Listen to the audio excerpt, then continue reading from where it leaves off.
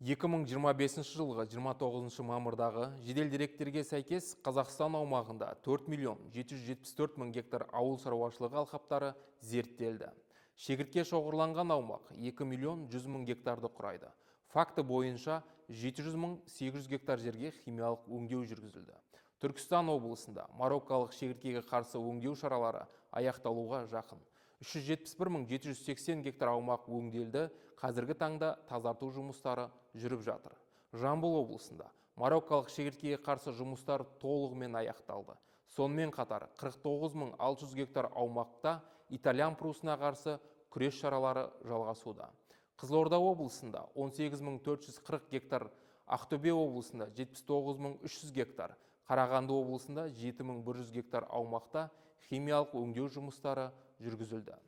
Жалпы, шегірткеге қарсы химиялық өңдеу шаралары еліміздің 15 өңірінде белсенді түрде жүргізілуде.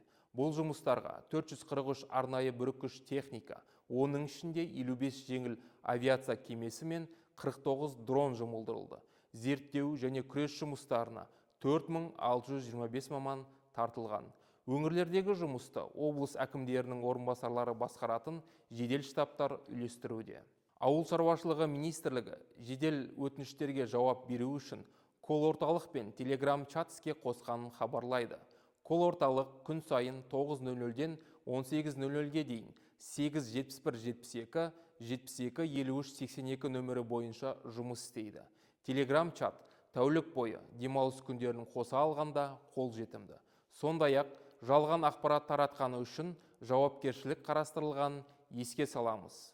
Тек ресми дерек көздерге, ауыл шаруашылығы министрлігі мен облыс әкімдіктерінің ресми ресурстарына жүгініп, расталмаған мәліметтерді жарияламауға шақырамыз.